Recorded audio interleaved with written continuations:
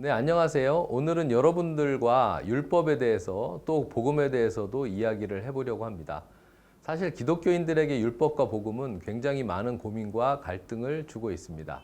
어쩌면 예수님을 처음 믿었을 때에 고민이 되는 것은 율법을 폐한 것처럼 느껴지고 예수님께서 새로운 법이 되어서 우리들에게 희망이 되는 은혜라고 하는 것이 복음이라고 생각을 하게 됐고, 또 개신교인의 입장으로서는 이 예수님을 중심으로 은혜와 복음을 중심으로 신앙생활을 하게 되었습니다.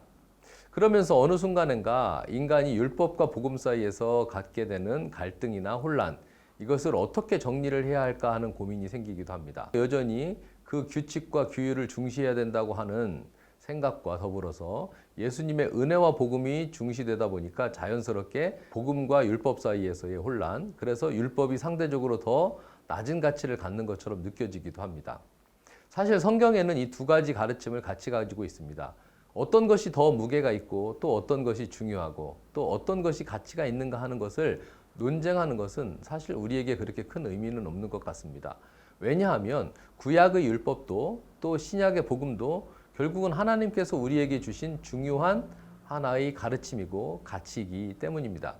그렇다면 우리는 이것을 어떻게 적용하면서 살아갈 것인가를 고민하는 것이 더 맞겠지요. 마태복음에는 그런 이야기가 있습니다. 예수님은 선지자와 율법을 폐하러 온 것이 아니라 온전하게 하기 위해서 오셨다라고 말씀을 하고 계십니다.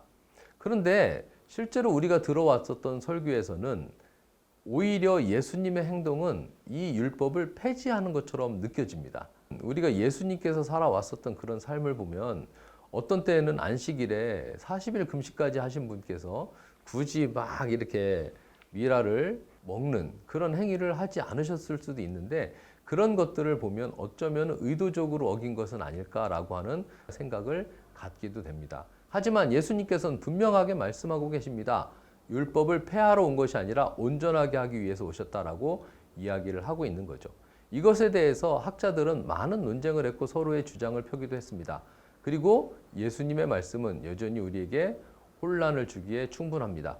그렇다면 어떤 것이 율법을 완성한다는 의미일까? 우리의 삶에서 율법은 어떻게 이해되고 활용되어야 할까요? 이 부분을 곰곰이 생각해 보시기를 바랍니다.